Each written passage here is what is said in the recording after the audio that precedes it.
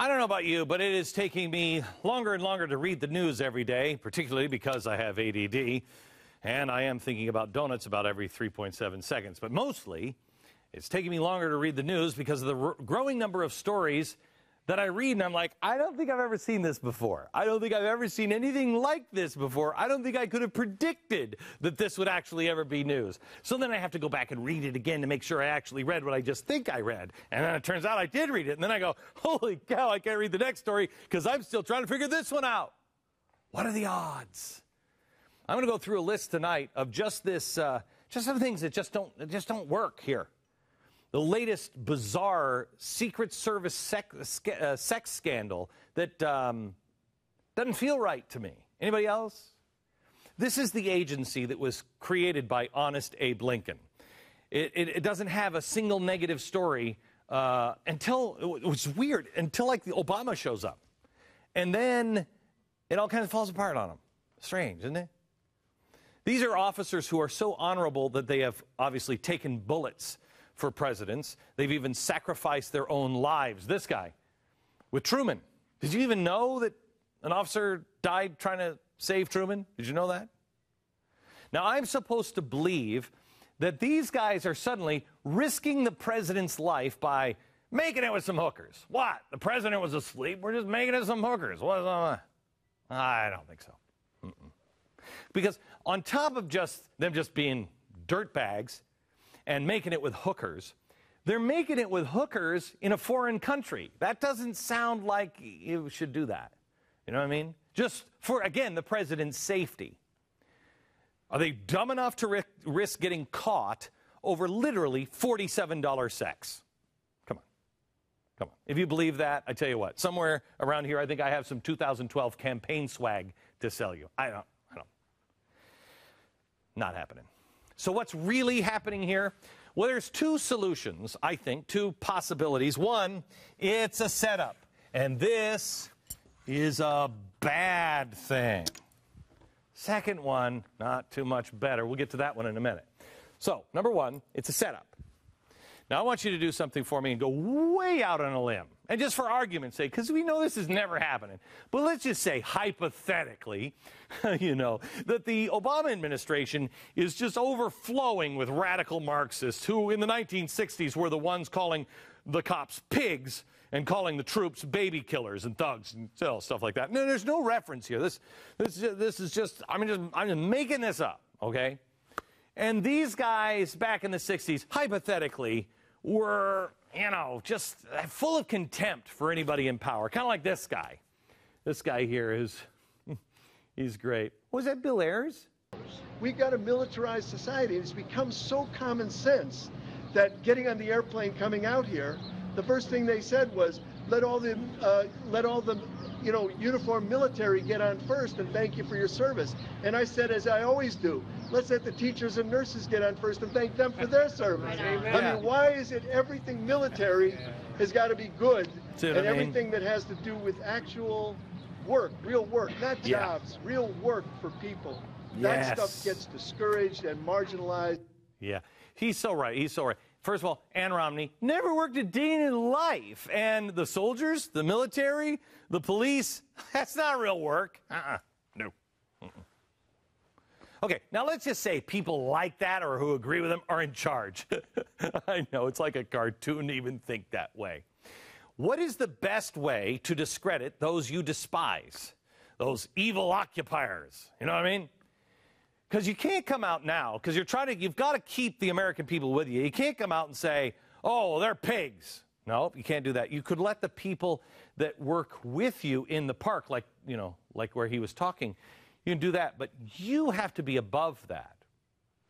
So if you can't call them names, I know, you could set them up. You could make them look bad.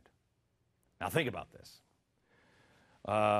Before Obama, do you ever remember seeing a Secret Service scandal? Because I couldn't think of one. Secret Service scandals, we looked them up. And the thing we found was in 2007, 2 Secret Service officers were injured in an accidental shooting at the White House. One of them shot himself in the leg. That was it. That was it. The incident occurred in a security booth at the Southwest Gate. Can somebody else Google this? Because I'm not finding any, I don't find any scandals with the Secret Service. This is a trusted institution.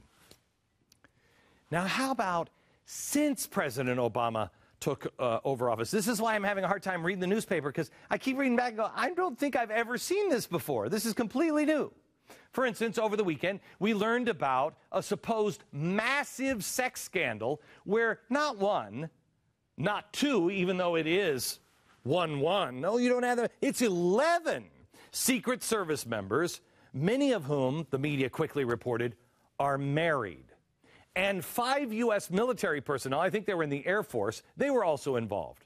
Okay, that's 16 Secret Service and Air Force personnel. They got busted because one of the married agents had a disagreement with a Colombia prostitute. That happens all the time with my Colombian prostitutes. Now, by the way, prostitution is legal in Colombia so long as you are, and I'm not kidding you, in a tolerance zone. The argument this Secret Service agent was having was over $47. Okay. He allowed it to escalate all night long. Okay, really? And he's like, I'm not paying you my $47 until 7 a.m. when the guests are supposed to leave the hotel. That's when the hotel staff investigated, and that argument was still going on between our Secret Service agent and $47. It kept going until the police came and filed a report. Really? The Secret Service agent who's married wouldn't pay the $47? He's going to lose his job. He's got trouble with his wife. He wouldn't pay $47. Wow, do I have a hard time buying that. I find that extremely difficult to believe. Really? A Secret Service agent could be this stupid. Over $47. What is that? What is that, like 3 trips to McDonald's? 1 with your kids? I mean, if your kids eat like my kids do. I have to apologize to my kids. My kids barely eat. They're just going with Dad. Anyway, I don't think anybody's that stupid. I don't think that happens. Although John Edwards did cheat on his cancer-stricken wife with this lady, and so I guess anything is possible, but I think it's a long shot when it comes to the Secret Service. But this incident isn't the only one under Obama. Remember, I asked you at the beginning, how many Secret Service scandals can you remember? I couldn't remember anyone. But we went and we Google searched. We found the one of the guy shooting his leg. Got it. That's it. But now we have the sex scandal with 11 over $47. Don't you think maybe could have knocked on the door and went, hey, I'm going to get caught with my hooker.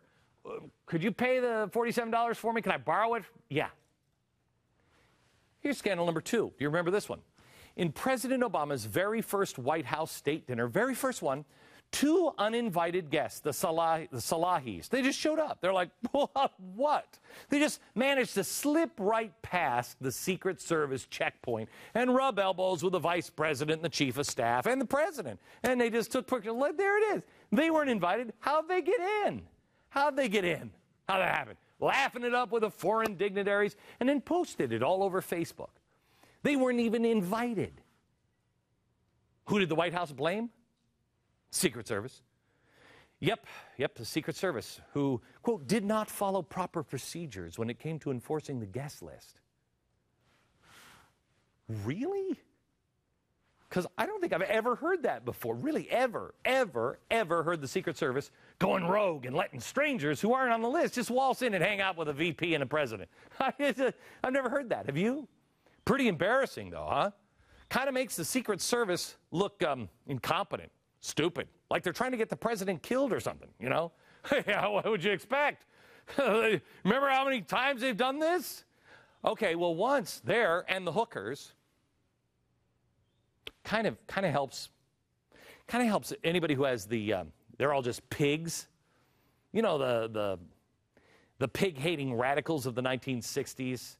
You know, the ones who took off the tie-dye and just put the tie on, and now they're around this administration. That would help them, but makes the Secret Service look bad. But it's just those 2, right? Oh, no, actually it's not.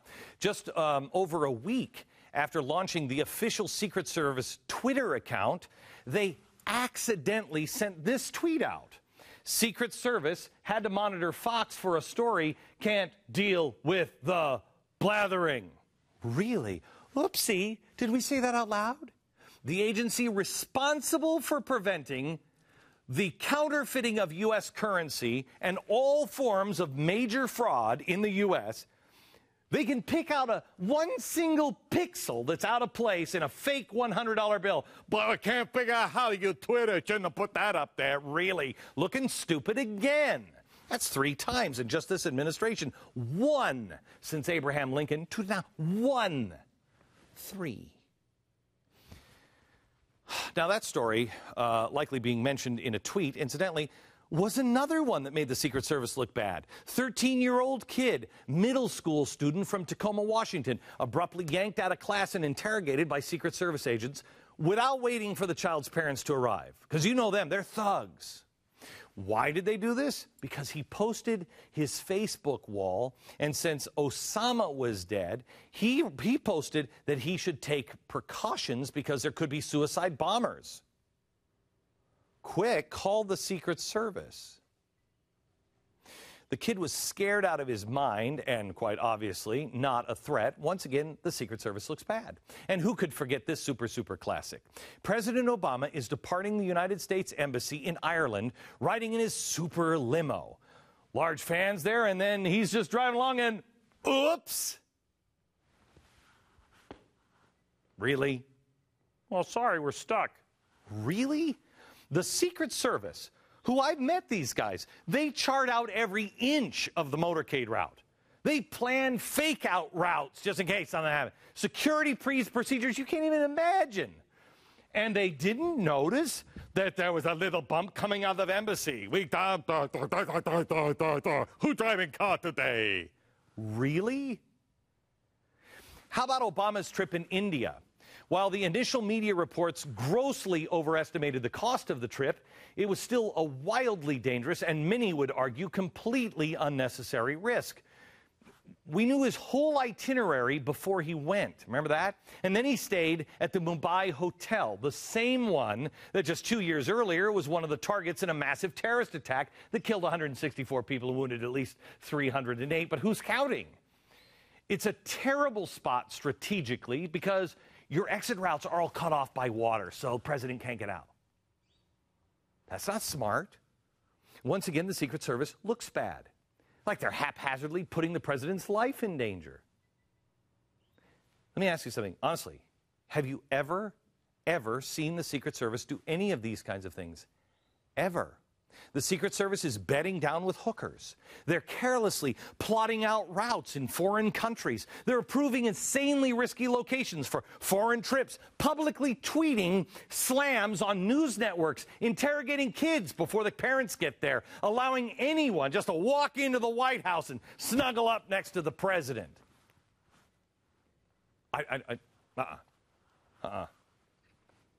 Oh, and then the 11 hookers.